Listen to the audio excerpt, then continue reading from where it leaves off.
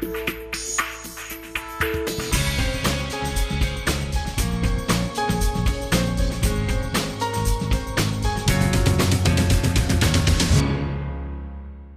Bob Duffy, and I've been a Civil War reenactor. My first reenacting was with the 14th New York State Militia, which was a red trouser uniform.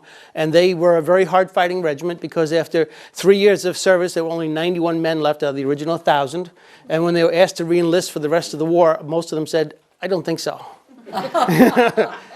So they went back to being a militia regiment in New York, but a lot of people that had joined after the initial 3-year enlistment were transferred to another regiment that wore red trousers, so they continued to wear red trousers during the war. The war was a lot more colorful than many people suspect.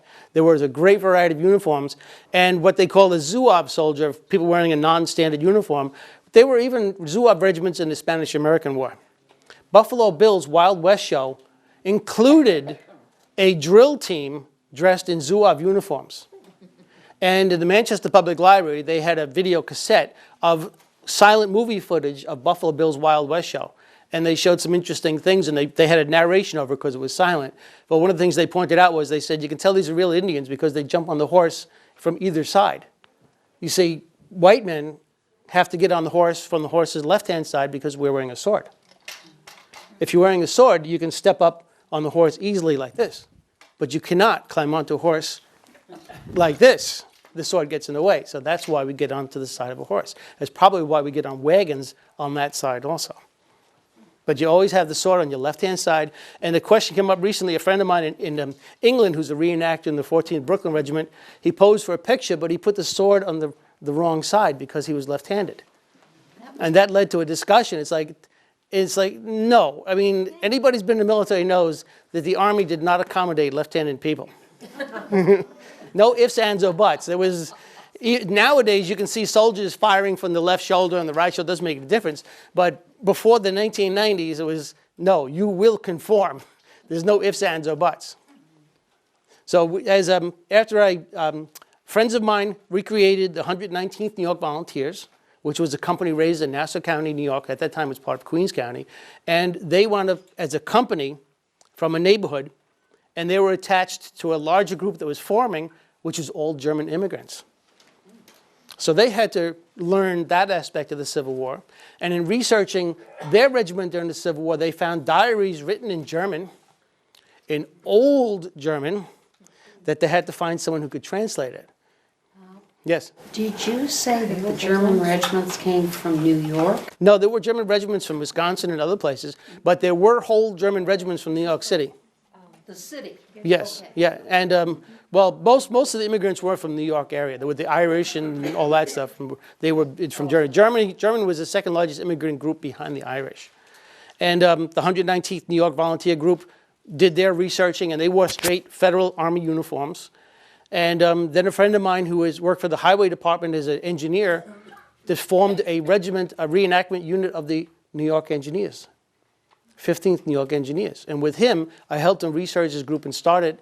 And he actually recreated a full-size collapsible folding pontoon to cross a stream. And we actually set it up across a canal in New Jersey and in several other places. He actually got a high school teacher as a shop class to make the woodwork. So he created and relearned that part. And with him, we went down to the Army Engineer Museum, set up a display there, and they gave me a nice certificate, make me an honorary member of the U.S. Army Engineers and everything. Took me behind the scenes of their museum, showed me all their equipment. And we had a nice time there. And then when I moved to New Hampshire, I joined up with my friends in Lineborough who were with the Lafayette Artillery. And they're still around today, but they were a militia unit from way back when. In 1844, the unit was given a Civil War cannon, and they still have it.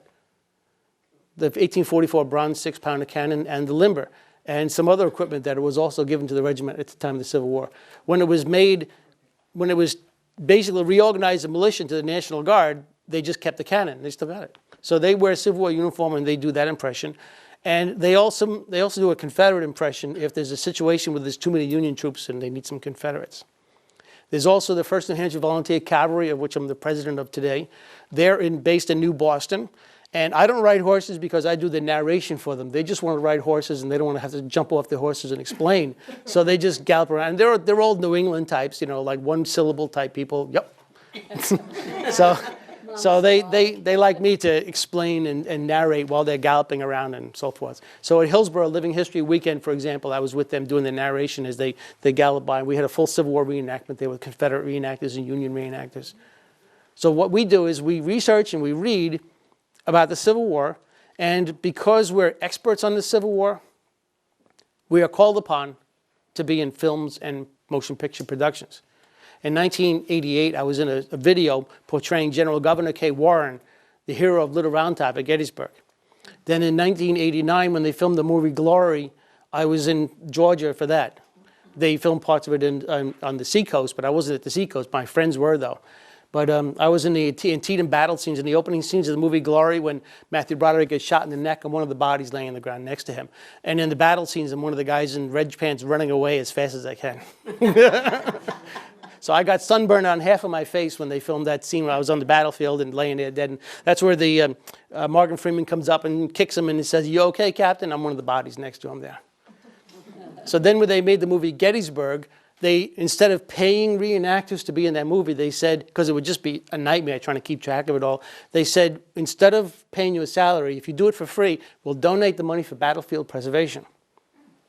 That means battlefield preservation is a very dear cause to a lot of people because there are many historic spots in America that have been built over. Yep. There are places where people go to look at a map and they say, I have a Civil War map and I see where the battle took place and there's a Kentucky Fried Chicken where the general was killed. So there are people who are trying to do that. As a matter of fact, there was one place that was slated to be a mall, but they got them to put a monument up on the empty lot next to where the mall was going to be, showing that this was the battle that took place in 1864, and at least some recognition for it, and preserve some of that. Because it is hollow ground. I mean, you're not allowed to throw a Frisbee on it in a national battlefield park because it's sacred honored ground. So then they made the movie Gettysburg. I was down there for 10 days of filming on that. And then 2 years later, they filmed the movie Andersonville, which is John Frankenheimer's last movie about Andersonville prison. And I was lucky enough to be able to have vacation time. I spent 3 weeks in Georgia filming that. And they paid us $75 a day. And I was on vacation time for the company, so I got enough money to spend when I was there. The first 2 weeks I was there was filming at nighttime, so we started filming at 4 o'clock in the afternoon. So I was available all day long to travel and tour and visit the Coca-Cola Museum and see the Big Shanty Museum and see the actual locomotive, the General, which is the Walt Disney made a movie about the General and Buster Keaton made a movie about the General. It's a train that the first medals of honor were given to the men that actually stole this train from the Confederates. So I got to see that locomotive there too. And when they filmed that movie, they filmed it in Georgia, which was a right-to-work state, because it would be too expensive to film, and they wanted to film it in the East Coast here. They took the films and flew it to California for editing. Delta Airlines lost 3 boxes of films. Yes. So the insurance company paid for reshoots in Wilmington, North Carolina, and they called me on the telephone. They said, you have to be there, because instead of just being a background person, I'm listed as an actor. Because I was one of the people in the jury when they have a trial in there, and they see my face. They have to get the same people to recreate the footage. So that was an additional couple of days. But while being paid $75 a day and being on vacation time, they allowed us to stay in our Civil War tents on the site. So I spent 3 weeks in my tent in October and November in Georgia. And it was rainier than anybody expected it to be. The main actors at times were wearing just a white shirt because they had to simulate it being in the summertime, but they had to stop filming because they just started chattering. You know, so they couldn't control themselves. And it rained and made mud, and you can see that in some of the films of it. It's a little, continuity is a little mixed up. But they wanted us to be close to the camera behind the main actors. Because as reenactors, we've got our own uniforms, our own equipment.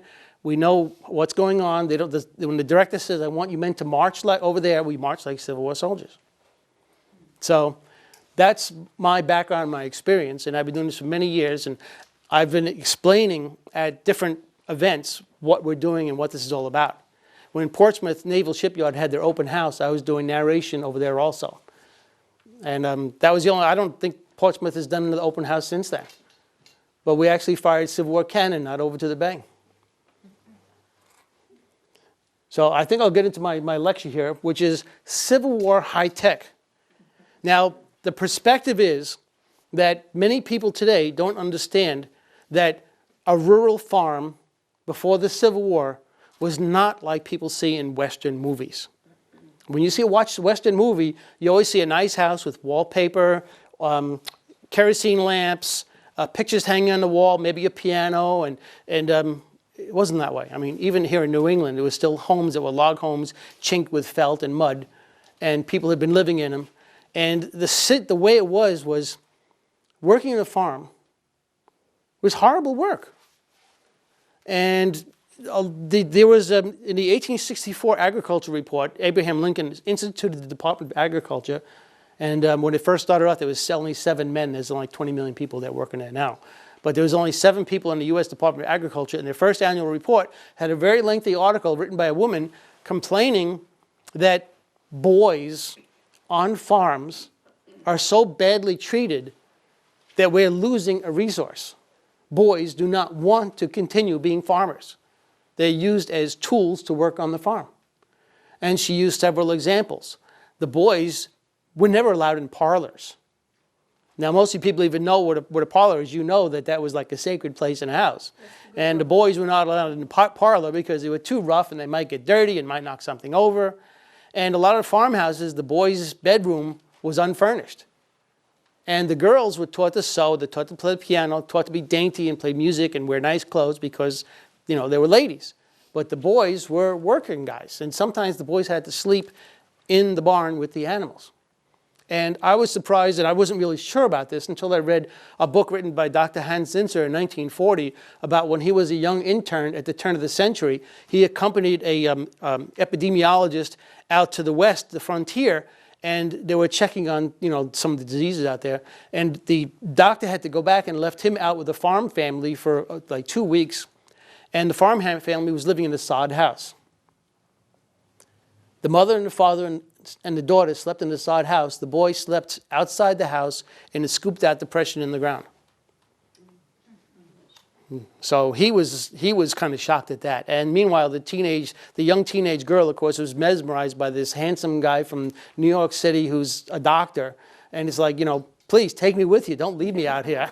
Because, this is out the West. We're just flat. And this house was made out of sod because there was no trees or no wood. So you just cut the ground into blocks and stack it up, and that was it. So there was a lot of that, too. And you have to remember, at the time, you weren't an adult until you were 21 years old. You couldn't vote until you were 21.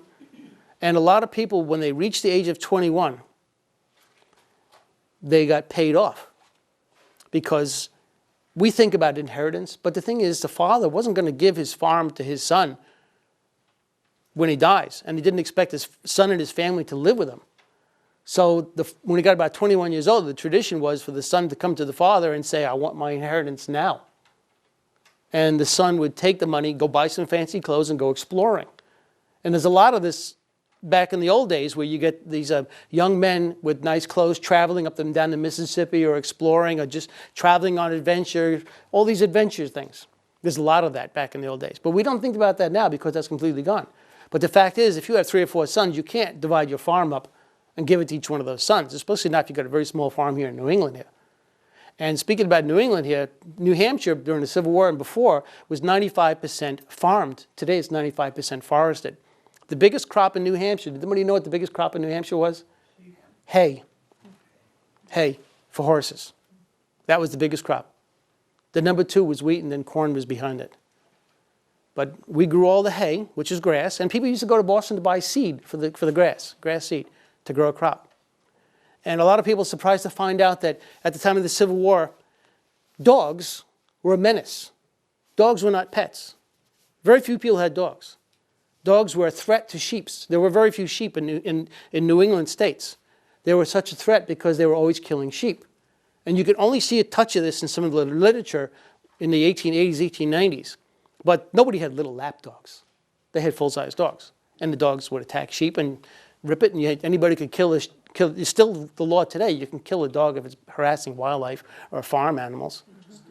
So Massachusetts and New Hampshire and Vermont and Maine had laws which were passed just about at the beginning of the Civil War for dog licenses. In New Hampshire, when a Civil War soldier was paid $13 a year, it was $1 a year to license a male dog.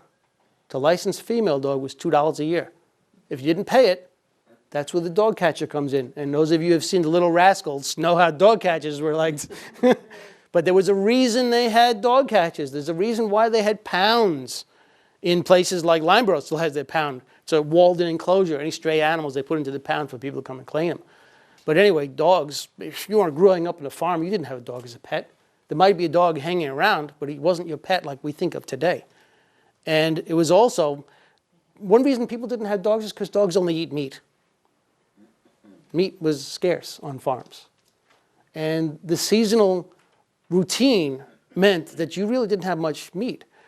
This time of year, right now, in November, they had the crops in, and they were just beginning to relax. The weather was getting cold enough, so the roads were getting hard enough to drive on. And during the spring and the fall, people couldn't travel because the roads were muddy. You could travel in the height of the summer, and you can travel in the height of the winter. They called the winter the sledding season. All those rocks that you see on stone walls, they were all dragged on sleds, and they were all dragged mostly during the wintertime because they would just roll the rock onto a sled and then take it to the edge and roll it off like that. They didn't do that in the summertime. They didn't stop, lift it out of the mud and take it over. Boys 14 years and up could be plowboys. They didn't usually let boys under 14 be a plow, to do a plow. You could do, I think it's 2 acres a day using 3 horses because you had to stop at the end of the lane to let the horse rest. Horses are not that strong. They don't last as long as mules and oxen and things like that. So it was quite a bit of work. And there was also a lot of experimentation on ways to have steam plows. And quite a few of the inventions, which seems really weird to us, is to have a stationary steam engine with a cable, where the cable would pull the plow and you'd wind it around posts. But that never really worked out. It couldn't really compete. But there was a lot of backbreaking work. That's all it was work, work, work. A book printed in 1955 about the history of American inventions points out that the research showed that almost every minister in the old days, their sermons talked about what's in heaven, a place to rest.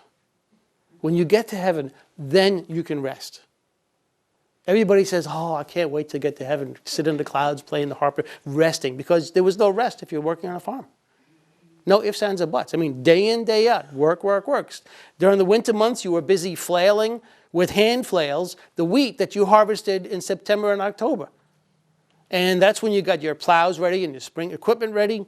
And it was just one thing after another. And in September, of course, was a panic time to get your crops in. And there were jobbers who went around to help you bring your crops in. So if you're a young boy, say 18 years old, you know that you have no future on your own until you get to be 21. You can't really leave your parents because legally you're obligated until 21. And you find out at the local town hall they're having a rally, a patriotic rally, because there's a war going on. And you attend the rally and there's people dressed in nice uniforms and they're beating the drums. You hear live music for the first time in your life. And there's a band playing and it's like, wow. And there's people waving flags. It's colorful. It's like the circus came to town. And all these people are up there saying, we must preserve the Union. Our country is in dire need of people's assistance. And we want every one of you to come and help us defend this nation and keep it united. Because a nation united will stand. A nation divided will fall. So these people in the audience, and they're like, wow, this is really great. And the farm boys, it's like every farm boy always wanted to follow the circus when they left town. That's the way it was. The guy says, if you join us, we're going to go down south. We're going to punish those rebels. And we're going to make sure that this country is reunited. And our forefathers didn't fight the American Revolution so that this country could be split asunder. It's up to you to do your patriotic duty, every one of you, to come and join us. And I have the papers right here. Just step right up and enlist. And you'll get $100 bounty from the federal government upon joining. The town might have a bounty. The state might have a bounty. But you're guaranteed $100 bounty just for signing on that dotted line. And you'd be given $13 a month as a private soldier. Meanwhile, this farm boy who had never seen hard currency says, wow. During the 1930s, the WPA projects, when they went to Appalachia, found that there were farmers and communities that had never seen United States currency. You know, they lived by bartering. So the inducement to join and get that money, cold hard cash in your hands, was there. Plus, you can get away from the life on the farm, which was dismal and dreary, where all summer long you went without shoes. You only wore shoes in the wintertime, and the shoes were made by your father when he could spare time. Your clothes were made by your mother. Your clothes were handed down from older people and passed around. And quite often they were homespun clothes, which is where your mother, somebody actually spun the flax, which you helped harvest, soak in water, comb it to split the fibers, and then spin it, and then make it into a fabric. We're talking about serious work here. I mean, there was always something to do. So if you wore clothes made out of linen that your mother made yourself, it necessarily, was whatever you got. Didn't necessarily fit right. And almost nobody had overcoats. Usually what they had was like a blanket type poncho. If you look at the pictures from the time period, it's basically like this shapeless, like a blanket with the sewn between the sleeves and a slit. And you see the guys wearing the same hat in the wintertime, and that's all they're wearing. They didn't have a variety of clothes. So somebody says, I want to, get out of this place, and I want to see the world, and go down south and see the world. And that's another reason why New England is so forested. When those farm boys saw what the rest of the world was like, and they got to talk to people from Wisconsin, from Minnesota, and Iowa, and Kansas, where the sod is 3 feet thick, you can grow anything, and the land is there for the taking. The government says if you just move onto this land and farm it for 5 years, it's yours for keeps. Abraham Lincoln signed that legislation. People said, that's for me. No rocks. You can plow all day long without hitting a rock. And here in New England, that's all you do. It's like, stupid rock. One of these days, I'm going to get that thing. If has anyone here ever read any of the works by Eric Sloane? Eric Sloane wrote a series of books, Reverence of Wood and everything. He was a painter of barns, and he moved to Connecticut to be where the barns are to paint, and he started researching them. He started researching the tools involved and why the barns were built this way and what tools they used. And again, he gets into it. Work, a lot of work. Everybody had to have their own tools. If you moved west, you took your own tools with you. As a matter of fact, for the history of industry, one of the biggest, earliest industries was, the story is that a man in Connecticut was talking to a neighbor of his, and his neighbor said, well, we're going to be moving on soon. We're going to move out west. And the man said, well, what's holding you back? He says, axes. We have to get a couple of axes first. You need an axe if you're going to move someplace to fell the trees to make your farm. And in those days, blacksmiths made axes one at a time. And the head was iron with a thin strip of steel where the blade was that was folded in. And it was a tedious job, and blacksmiths only made it when they had to make it. So this guy went back to his house with his son, and he said, you know what? We're going to go into the business of making axes. That was the first mass production industry in the United States. And that was in Connecticut, where he decided to sit down and make nothing but axe heads, because that's where the demand was. And he said, we'll just concentrate on that. Instead of just fixing things once in a while, making a new part for a door hinge or a new doorknob, a door latch, or a new fence hinge, we'll just concentrate on making axes. And that's one of the first things that led to it. And of course, the tools are another aspect. Everybody's heard of the name of Eli Whitney. Eli Whitney, the guy who invented the cotton gin. Well, he was from Massachusetts. When he came back up here in the early 1800s, he said, he had an idea. He said, I'm going to tell the government that I will make them rifles that are interchangeable. The parts can interchange with each other. Every part will be identical. And people said, were you crazy? Nobody does that. Every gun was made by hand. Every piece was made by hand. And you couldn't, if a gun broke or even a wagon broke, you couldn't just slap a new wheel on it. Nothing was standardized. What we take for granted today, that the light bulbs are standardized, even now the window frames are standardized, the size of the doors. In the old days, it wasn't like that. So Eli Whitney made rifles for the government, but before he made the rifles, he had to make the tooling to make the rifles. So once he developed the industry of making tooling, today his business is known as Pratt & Whitney. It's still around today. So that's it. You need tools to make tools. Now this started up gradually. And one book I read pointed out that Americans were not naturally mechanically inclined back in those days. As a matter of fact, a lot of people complained that there was not as much knowledge among the average person because they're all farm people. So one of the reasons we invented machines was to do the work that these skilled craftsmen had to do by hand. So that's things gradually built up from there. Now, living in a farm, of course, you're isolated from all this. You're a farm boy. You're on home. Your father would go to town. Your father would come back with the groceries. You'd stay on the farm. You really didn't know much. You didn't really mingle with many people at all. If you went to church on Sundays, and not everybody did because the roads were bad and the weather was bad, you got to see other people from other towns. Maybe you talk about what the crops are going to be like. Your father might talk about farm business, but nobody really talked about technical stuff. You might have heard about some of the mechanical reaping machines, but they cost a lot of money. And they were horse-drawn. And the first machines would just cut the wheat, and you still had to gather it up and tie it into bundles, and then come back later, take the bundles back to the barn, and then thresh it and all that stuff. But somebody gradually started incorporating features into these. But you, on your little small family farm where you grew the food to live on, you just still did that by hand. And the food that you got was pretty poor because you had your own farm garden. And by March, you were reduced to eating leftovers that the animals wouldn't eat. You had to grow your own rutabagas and beets, which were given to the farm animals. And you had to take care of the farm animals. And I was surprised myself to find out that apparently here in New England, because the weather was so bad, sheep were kept indoors during the wintertime. The sheep in their stalls basically pooped where they were, and you just threw more straw down, and it became several feet thick by the spring of manure inside the barn because they didn't let them out. And Victor Belenko, the Soviet fighter pilot who escaped to America with the MiG-25 in 1976, in his biography, in the early 1960s when he was a kid, his parents were divorced and he was put to live with another farm family outside of Moscow. And the farm family was a mother, father, and 2 kids living in a one-room log house. And the government put this kid in with them. And during the cold winter, they put the family cow inside the house with them. So those people came to America, and that's the traditions they brought with them. That's gone from us now. We don't think about that because we like to think about the good aspects. We have fond memories. We don't have the memories of the bad days about going out to the outhouses and everything. And I know people in Londonderry who grew up in outhouses. Yeah. I remember using it. I don't like the spiders. Spiders are what gets me. But now we have portable toilets at Civil War reenactments, which is close enough but still frightening. And my daughter, my wife have experienced those too. And I'll tell you, do you ever see the porta-johns that are like the handicapped, the large ones? The reenacting ladies really like it with those big dresses. The first time we saw those, one of the ladies said, "Oh, they made one just for us." It's like, no, those are handicapped stalls.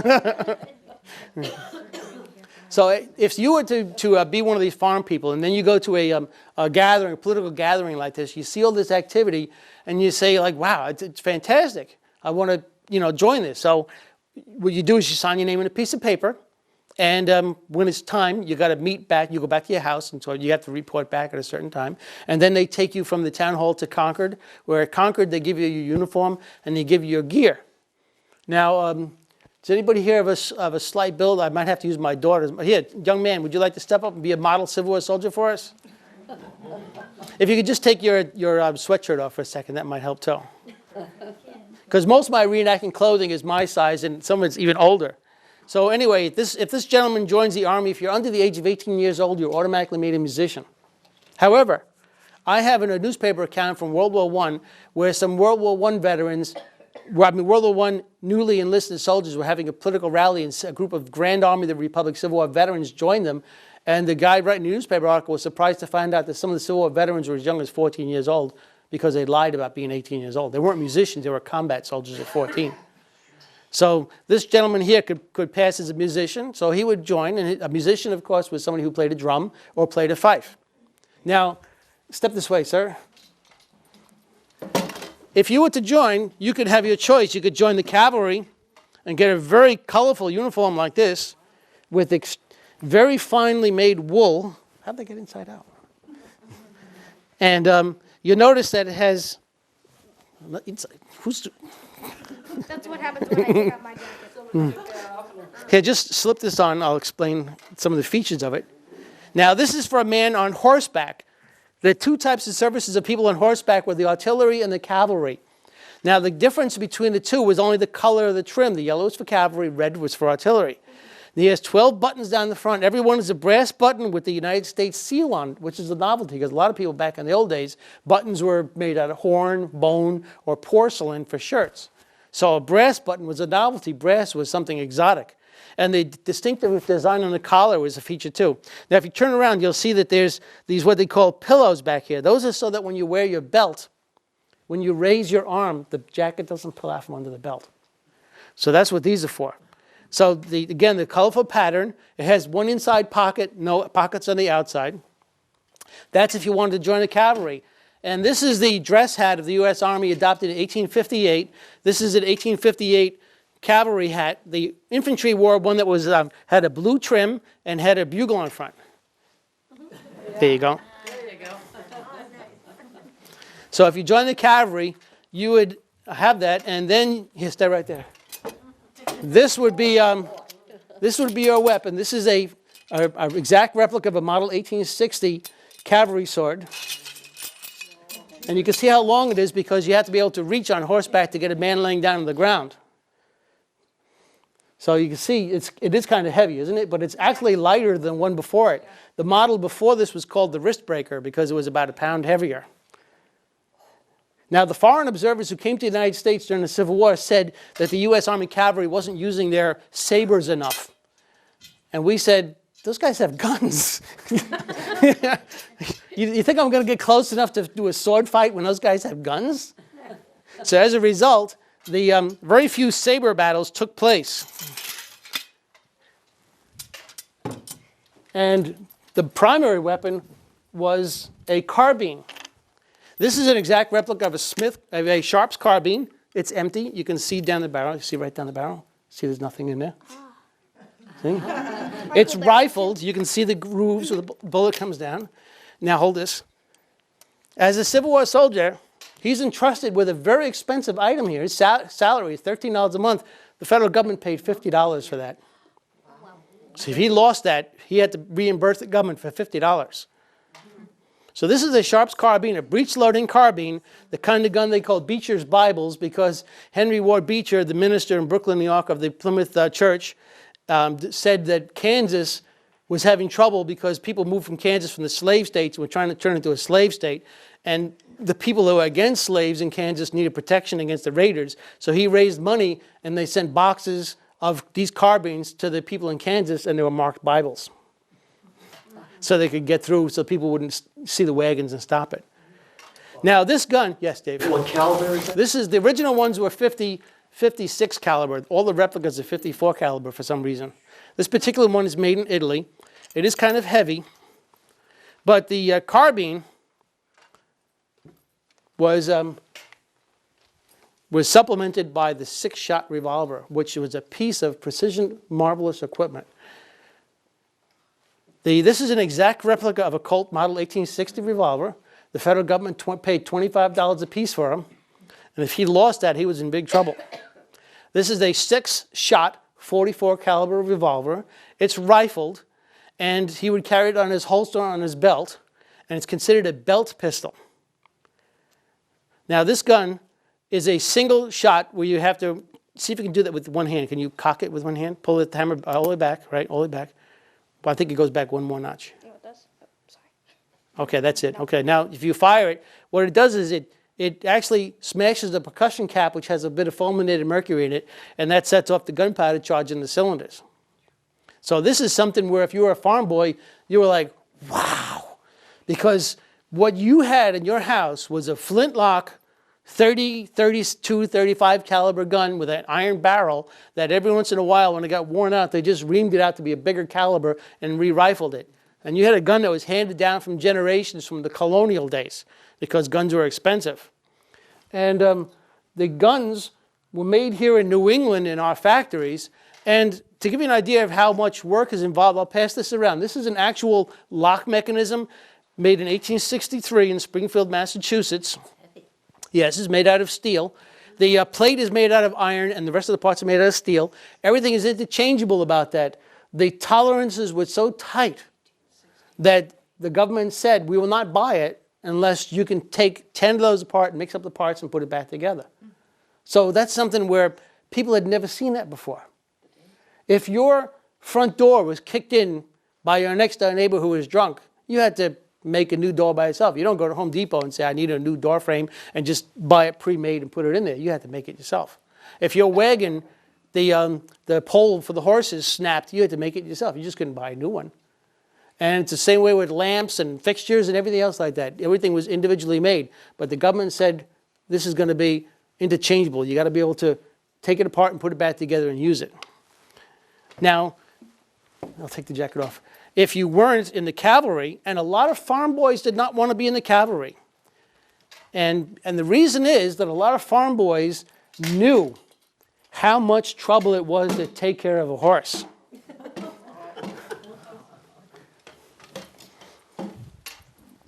So, if he wanted to be a regular by himself person, he would tend to be an infantry soldier. You can button that up in the front. And I'll pass this around for you to look at. This is one of the Civil War caps. A lot of people have never seen these up close. But this is the standard cap that you see a Civil War soldiers wearing. This is a government issued style, kind of drab looking. Many people paid out of their pockets to have a cap made that was a little better quality. Officers' caps were all custom made. And but this is the one that the government paid, and the government paid 79 cents each for them. How did you do that? I have one of the pictures in my booklet is a Civil War soldier who missed the top button on his coat. Here, you just unbutton it, start again from the top, so that when the people take pictures, it looks good. Somewhere genetic memory. His great ancestor did the same thing. Yeah. Well, he's just dazzled by the beauty of the uniform. The nap is fine. If you ever seen homespun cloth, it's full of knots and beads and bumps and everything. So this way, he's got a uniform, which is Sweetheart, you unbutton them all. He probably wants his $13. yeah. Now you notice that it has blue trim. The blue is the color of the pale blue. A sky blue color was the color of infantry. And the trousers were sky blue color as well. The very top button.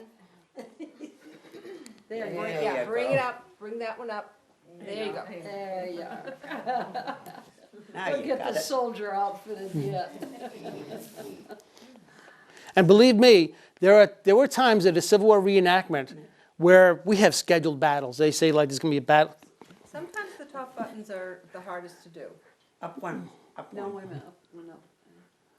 There you go. So anyway, they'd say there's a 3:30 in the afternoon, we're having a battle, and then they say, okay, everybody has to be on the battlefield ready for the public demonstration at say like 1:30. And all of a sudden everybody's like, okay, suit up, and everybody runs to their tents, and they got to put their uniforms on because on a nice summer day they have their clothes off and they got to button up, and leggings have buttons on the side, and you got to get all your gear ready and everything, and people are panicking. So this is the cap. The top is cardboard. It's basically patterned after the hats from before the Civil War, which the Army had for about a few years, which had a little pom-pom on top and a little symbol in front, and to be an infantry horn of infantry. Here, put that on. The brim towards the front.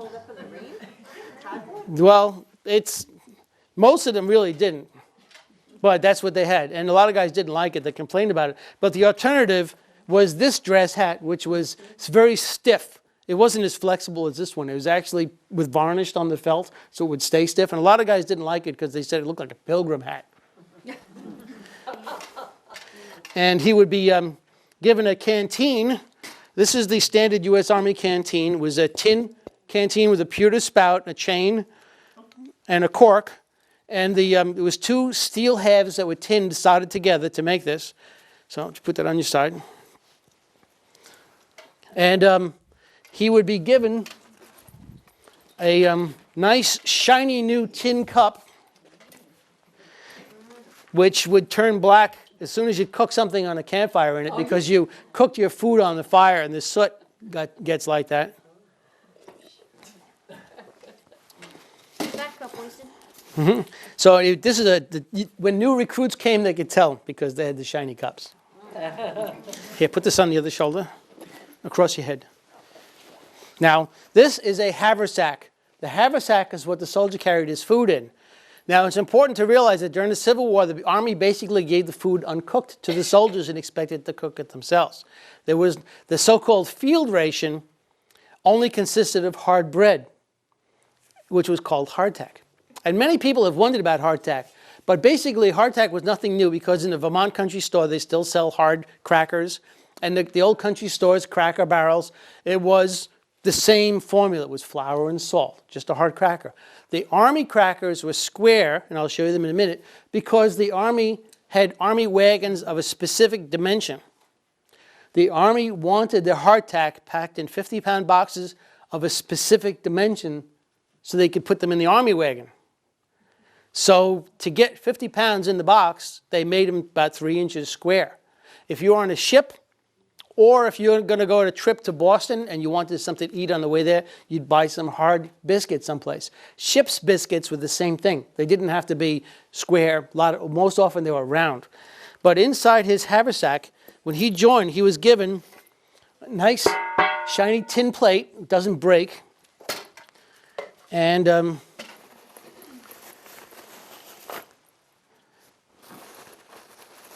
I put it actually in plastic here. But some of this hardtack is over a year old. But when I mentioned I was going to give this talk, and I mentioned I was going to be making some hardtack, my wife right away jumped in to make it because she didn't want me making a mess of the kitchen doing it. These are hardtack. I'll pass some of these around so you can look at them. No, you don't have to eat them. I wouldn't recommend it because they're very hard. You can just pass them around. But I actually, you can crack it if you want. You can pass those around. I made a cookie cutter myself of the dimensions, and I made a wooden block with wooden Q-tip sticks, wooden Q-tip sticks, to make the hole pattern that's on there. They were just flour and water.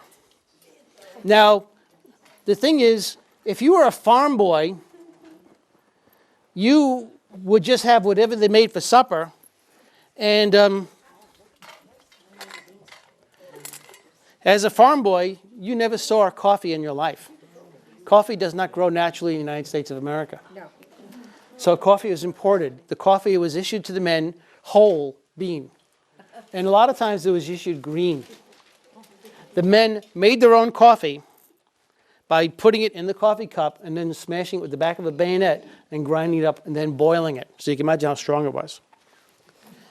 Now, another treat that the men had besides coffee, they'd never seen coffee in their lives, was sugar. Sugar was a luxury. White cane sugar. I don't have any in there because it would just make a mess.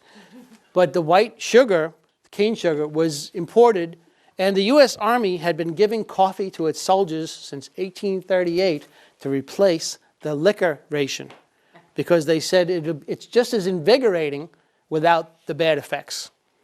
They still had the liquor ration only in cases of extreme exposure, such as coming in on guard duty in a snowstorm. The U.S. Navy had abolished the liquor ration in 1862 during the Civil War. But the U.S. Army still had medicinal liquor all the way up to World War II. But of course, it was very tightly regulated. Enlisted men were allowed to use liquor. So he's got his equipment. This is the way he would look when he was sent to the front. They didn't give the rifles to them until they got down to the front. And there were times during the war when men arrived in a group as new recruits, and they were assigned to a regiment, and the regiment didn't have the guns to give them. At the Battle of Antietam, the regiment that I researched, the 14th New York State Regiment, they had 17 men who had to sit the battle out because they didn't have rifles. If you ever seen the movie Gettysburg, where, you've seen it, where the men that were the rebellious men, at the last minute they said, okay, we're willing to fight, and he says, get them some guns, and he says, we don't have any. He says, well, just wait a minute. There'll be some guns available. So that's the way it was, yeah. When they pick them up when the other guys lose them. All right, so take these off for a second. I'll show you the rifles we're talking about. This is an exact replica made in Japan of the U.S. rifle model of 1861. And Here you go. this cost the government $12. Can you think you can hold that for a little bit? Now, what's interesting is when the Civil War ended, you were allowed to buy your rifle and take it home for $12. So you can imagine that today if all the Gulf War veterans are allowed to take their machine guns home.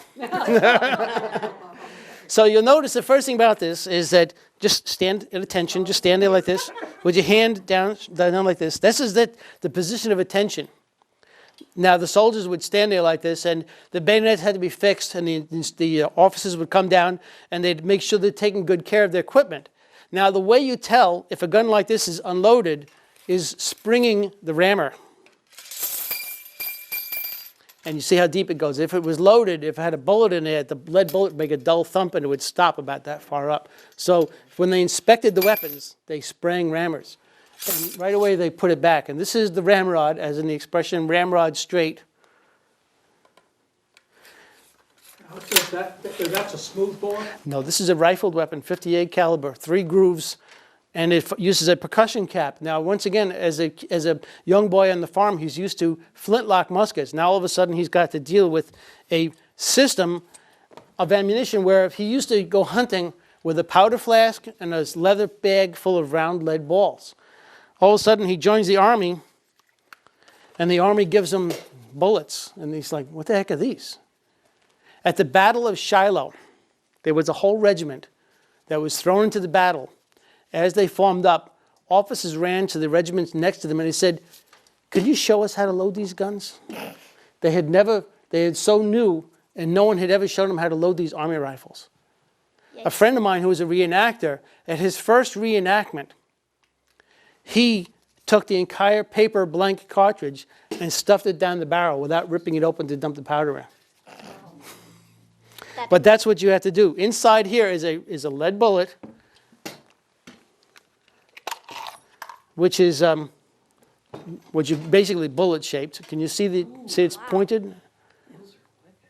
That's what's inside the bottom of this. The gunpowder fills up the remaining space. This tail would be, you'd hold the gun with one hand, bite this and rip it off. You couldn't join the Army unless you had 2 teeth opposing to rip it open. They eliminated that requirement in World War I, by the way. It was still on the books. So the first thing you did was you took the rifle, and they say load. You have an ammunition pouch, which is on your belt. Here, hold that. Pass that around. Let people feel how heavy that is. That's a loaded ammunition box, which is worn on your belt. That's, yeah, you can open it up. That's got 69 caliber smoothbore ammunition in it, but that's ammunition. So the first thing is you take one cartridge out, and you have to tear off the back, and you pour it down the barrel, and then you take the bullet out of the paper, and you have to put it base first in here. Watch the ceiling. And you have to push this down. Now, on this hunting rifle, you didn't have to worry about that. You had a wooden ramrod, you didn't have steel, and you would have a great deal of difficulty getting the bullet down because you had to get the bullet with a piece of cloth to go into the rifling. It was a tiresome activity. It took a minute or two to load a hunting gun. But the military wanted you to load quickly. If you ever seen the movie Glory, they stress that the point is to load and fire as fast as you can because the procedure is so slow. The next thing is to put the hammer on full cock and take a percussion cap, a small copper hat-shaped device from a pouch on your belt, which has fulminated mercury, and you put this on this hollow tube here called a cone. When the hammer smashes that, the flame goes to the gunpowder and sets it off. So do you think you can rest this on the wood there, but try to pull that back and try to dry fire it. Go ahead. Try to pull it all the way back. Oh my. You're dead. Okay, now pull the trigger. 42 opposing soldiers have got you. Go ahead. See? Now that's what you have to do. So it's a bit of an effort, and it takes some time. It takes a lot of practice to do it quickly. And again, they stress that in the movie Glory because they're trying to emphasize the point that they're not teaching these soldiers just to be dummies. They want soldiers that are going to accomplish things to work. So you have to be able to load and fire fast because with a single-shot weapon, one man can't do anything. It's not like the old days where you get some guy with a machine gun can hold off all the enemy. One guy with a single-shot rifle, you're out of ammunition. It's like, okay, I surrender. Okay, done. And they did surrender. When they did surrender, he would have a chance to meet the Confederates, and the Confederates would just take him prisoner and send him to the back. And when he got to the rear ranks, the Confederates would gather the prisoners together and take the guns away from him, and they would say, do you accept parole? Parole means that they would ask you, they said, if you accept parole, you would swear an oath not to fight against the Confederacy until properly exchanged. They would get a list of people, and they like 10 privates for 10 privates, and they would let him go back to the Union lines. And when he reported back to the Union lines, he'd say, I'm on parole. So they would put him in a camp in Maryland called Camp Parole, where he just lived in barracks until they got together and signed a piece of paper that said, okay, you know, these 10 privates are exchanged for this. And they'd say, Private Jones, you've been exchanged. You can go back to your regiment. Now, of course, that system benefited the Confederacy because the Confederacy didn't have as many soldiers to worry about. And a lot of them, of course, went right back in the ranks. So General Grant stopped that system. So as a result, the prison camps built up very quickly. And the Southerners did the same thing too. And the Southerners having less resources, their prison camps were a little bit worse off. There was a higher mortality rate. But up to the Battle of Gettysburg until 1864, if he was captured, he could just go back to his regiment. It'd be okay, not a big deal.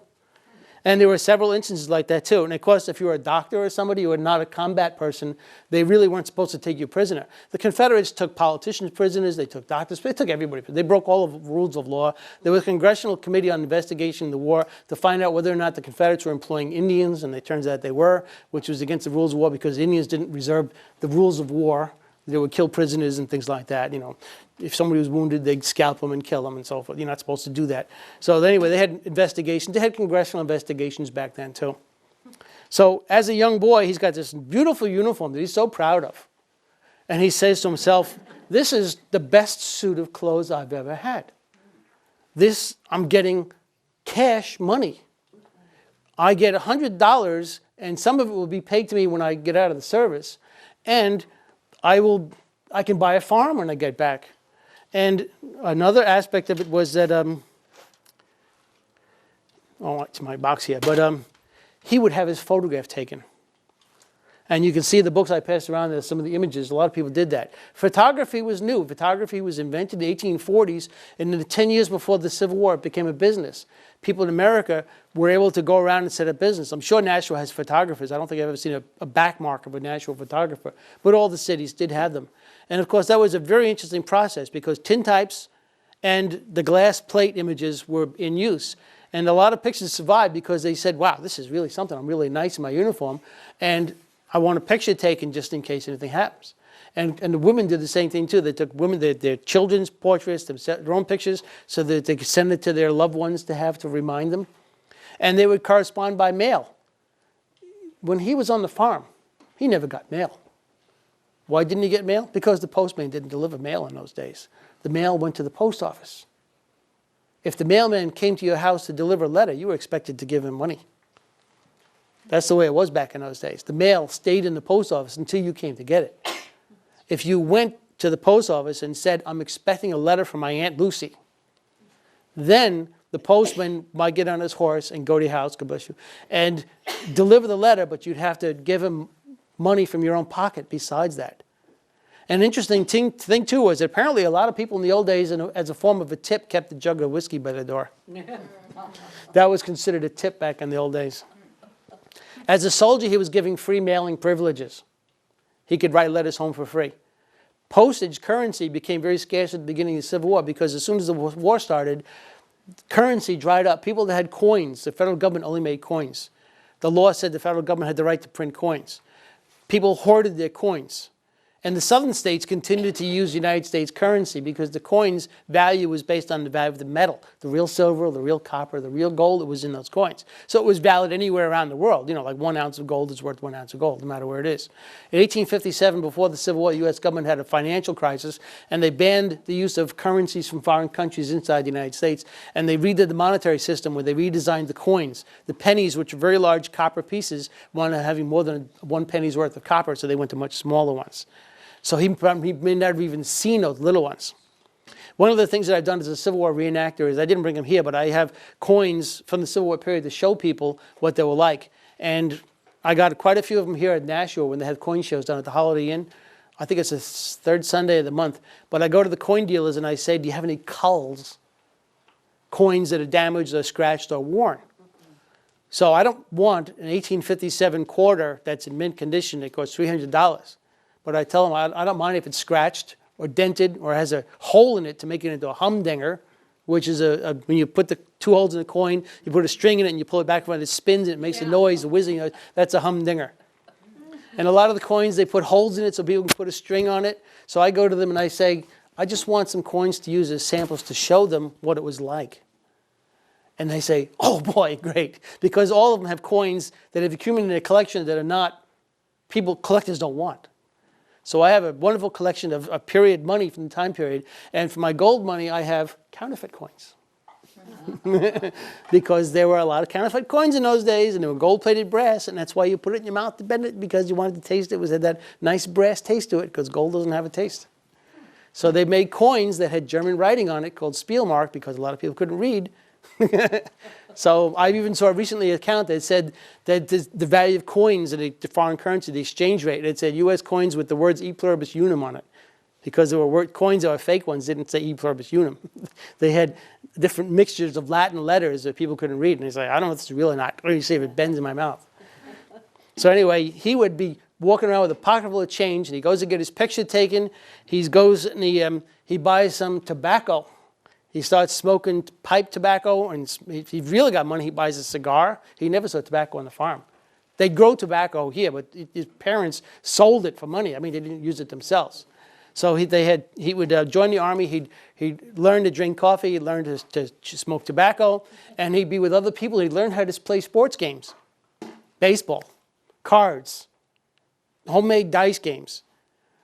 And one interesting aspect is that the armies basically only fought during the summer months. There were only very few battles during the winter months.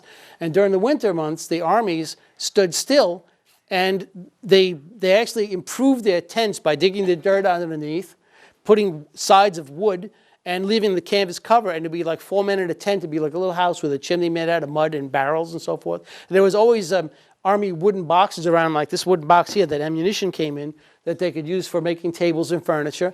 So by the spring, they had nice little homes set up. And during the wintertime, they would visit their friends, and they go visit other people in other regiments. And there's a lot of letters like that where they say, I saw so-and-so, I visited so-and-so, or I was given permission to leave camp and see so-and-so.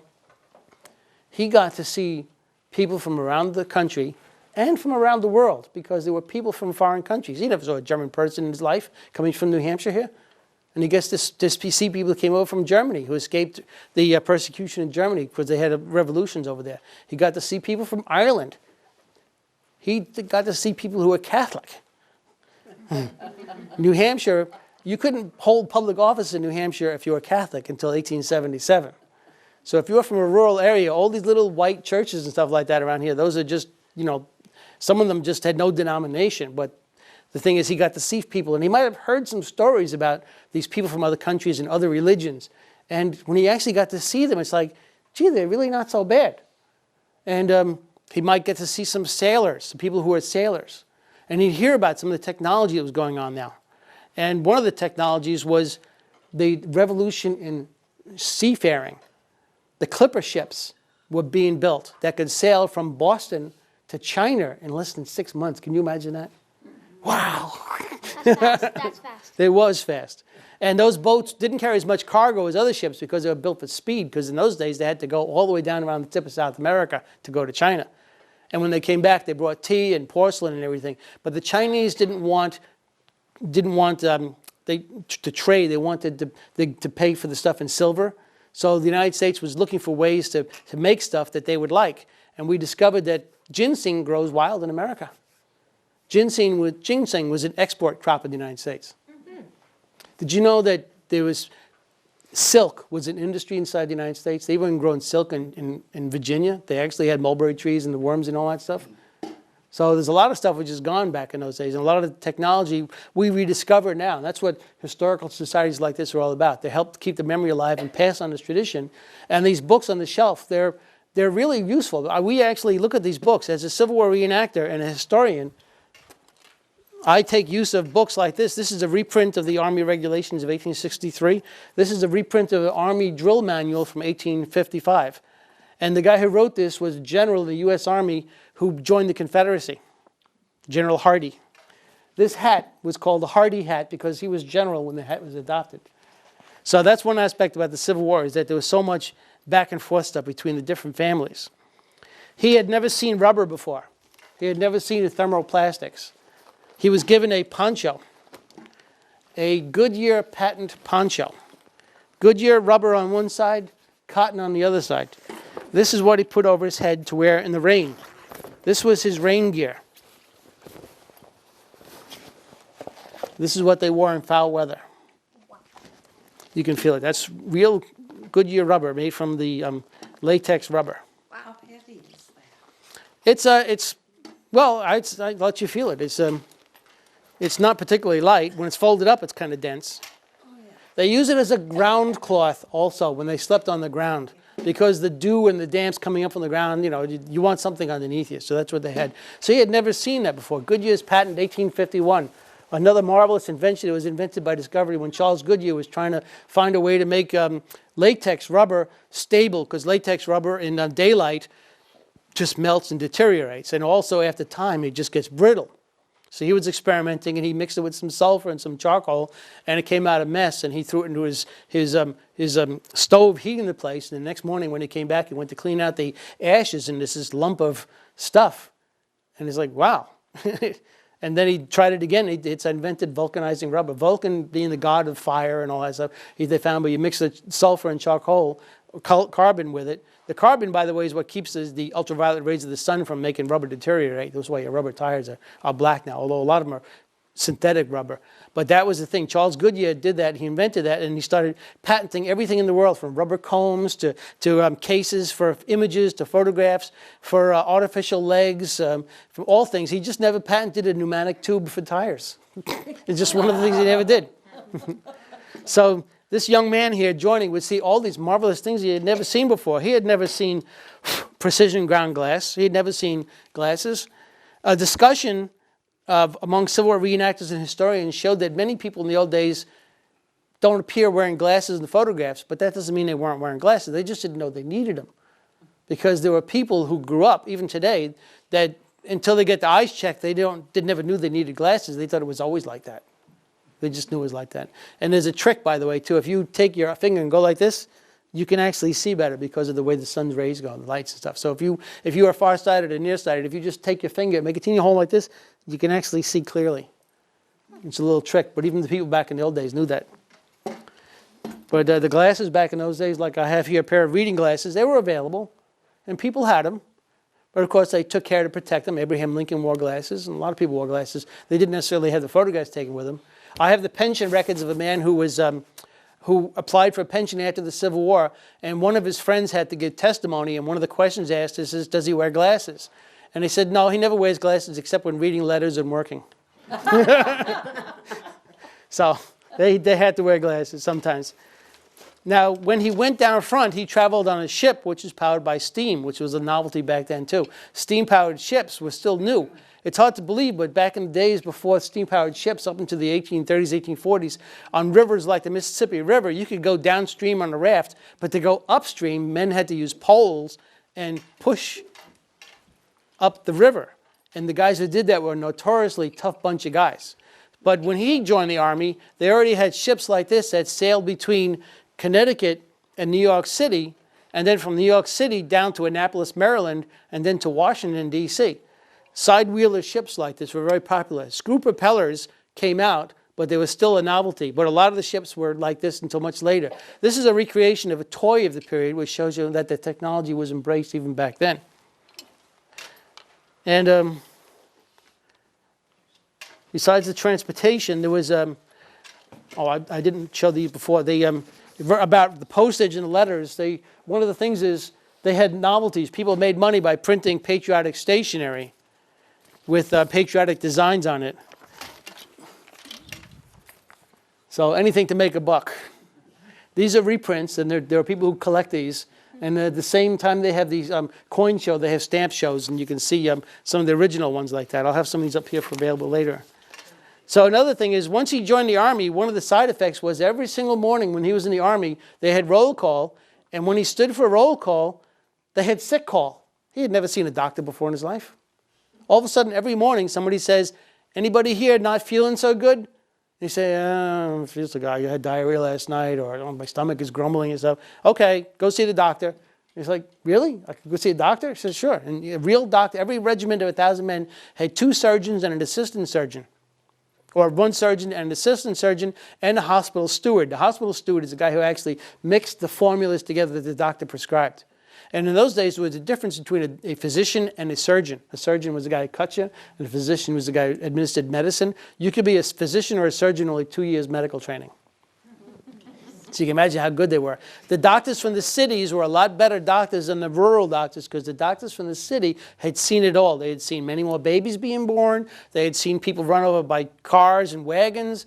They had seen diseases and measles. The guys in the farmland, they might be called out if a horse kicked somebody. And even then, what could you do? And the guys in the city may have gone to a medical school. Yes, they trained under medical guys. The information was passed around. During the Civil War, the guy who became in charge of the Union medical effort, Dr. Letterman, passed a Army regulation for doctors to pass to his office any unusual cases and what worked and what didn't work. So as a result, there's a large trove of information that people look at today where they actually took studio photographs of people with horrible wounds, showing you how they fixed it, an arm or leg missing or something like that. And people have often asked, they say, well, why is it that they had so many amputations during the Civil War? Well, first of all, you saw the size of the bullet we have here, right? Young man, would you hold your arm out? Now, this is, I'll pass these around for you to look, pass those around. These are fired Civil War bullets. So if he, hold your hand out this way. If this bullet hit him in the wrist, what would be left to sew back up? And one point I often make, you can pass that around, take a look. These are bullets fired by people target shooting with Civil War style guns. If you got into a car accident on the way home here tonight and your hand almost got cut off, they would take you by helicopter to Boston and they'd do microsurgery and reattach it. If there was a plane crash in Nashua and 400 people were rushed to the hospital at the same time, they wouldn't do that.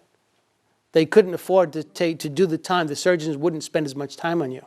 And that's the way it was during the Civil War. There was a battle. And all of a sudden you had 100 men coming to you, shot, wounded, bullet hit you in the face or something like that. They just have you sit down over there, wait, I'll get to you.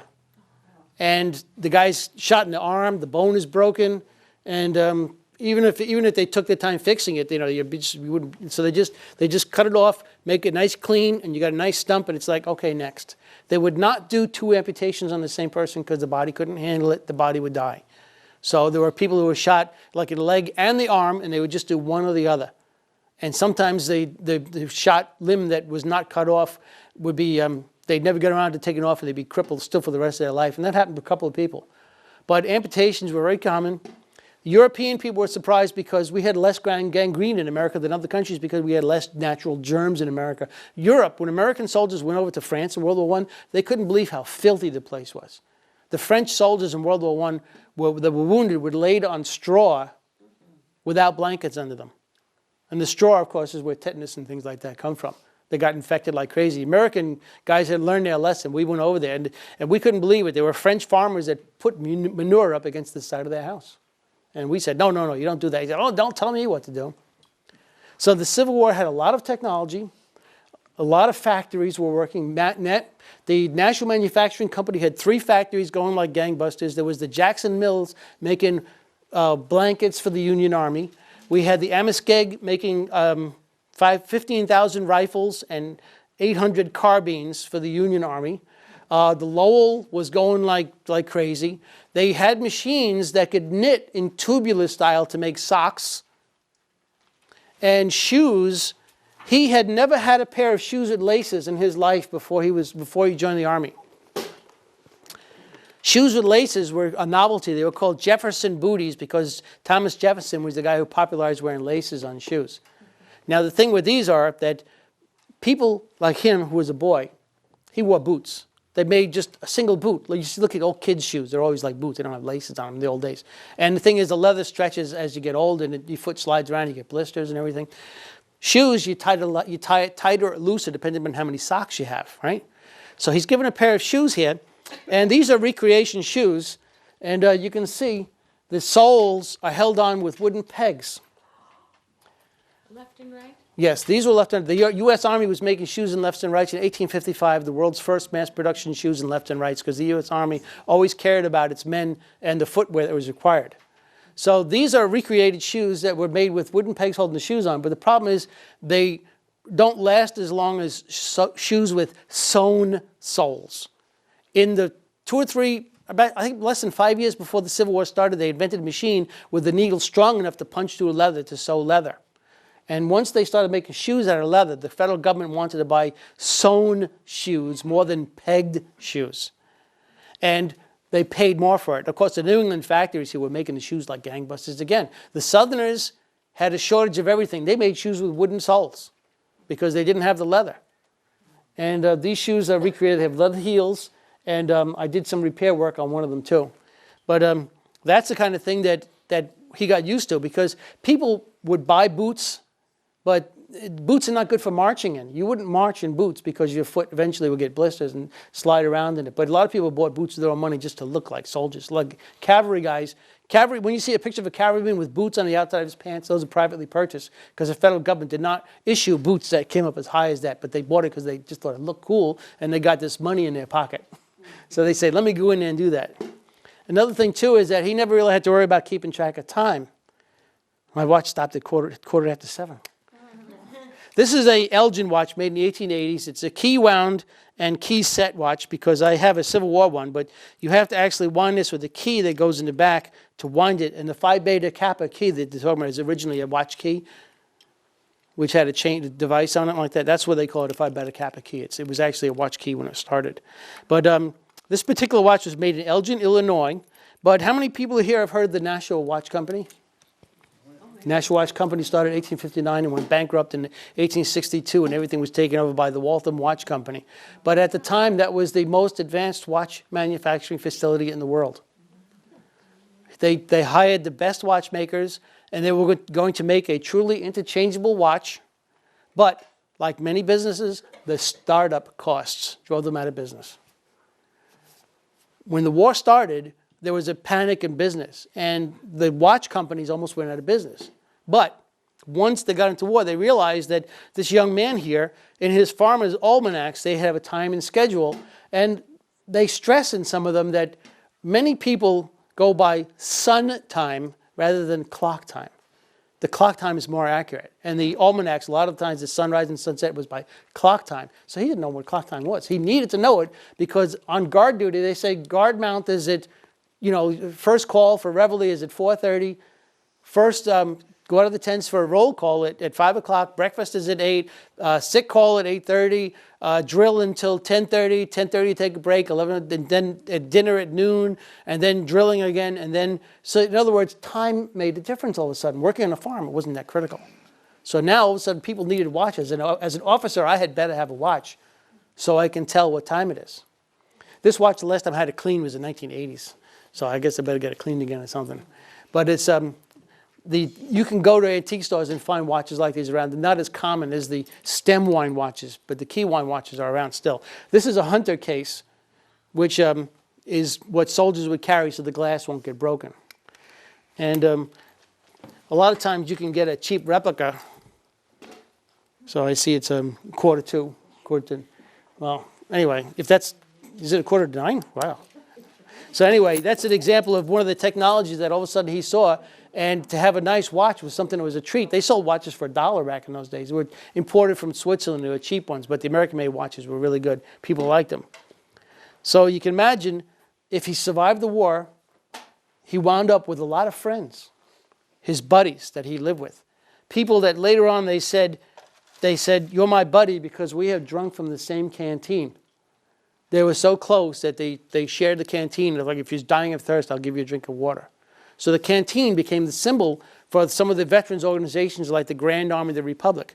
The Grand Army of the Republic, of which the hall is what's now is American Legion. The one opposite the library is that American Legion or Veterans of Far North Legion. That used to be a Grand Army of the Republic hall because it was built in the 1890s, obviously before the Spanish War veterans and before World War I and World War II. But that was a Grand Army of the Republic. To be a member of the Grand Army of the Republic, you had to be an honorable veteran of the United States Army. And it was the largest organization. It was very politically influential. However, all their meetings, they strictly said, you cannot use our organization in any advertising, and we will never discuss politics. Every meeting of the Grand Army of the Republic closed with the person up front saying, does anyone know of a veteran in need? Because they were a charitable organization. Then they did help their own people out. There were guys who were surgeons during the Civil War that treated their buddies from the Civil War for free for the rest of their lives. There's a lot of material about that. So when he came out from the Army, he saw what the world was like. He got to speak to people from foreign places. He got to speak to Southerners. He got to speak from people from Ohio, Wisconsin, Minnesota. He didn't even know there was that many states. There were 34 states when the war began. There were 36 when it ended. It's like, when did that happen? Well, Nevada became a state in 1864 and West Virginia became a state in 1862. There were Southerners who at the Victory Parade in Washington, D.C. saw the flags go by of the different state regiments and they're like, I didn't know there was that many Union states there even. So that's one thing about it. America changed because of the Civil War. People saw that you could do things if you got enough people together. They saw you could throw a pontoon bridge across the river in one day. And they said, well, here we are here with the Sauhegan River and the Nashua River. And it's like, how many bridges across that river? Why is only one bridge across the river? I mean, so anyway, they realized that they could do a lot if they got a bunch of people together. And organization.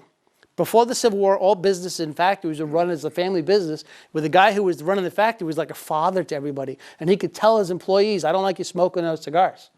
I don't like you going out with that girl. I'm going to fire you because I think you're just spending your money foolishly. I saw you buying candy. I'm not paying you money so you can buy candy. So there was a lot of that going on back in those days.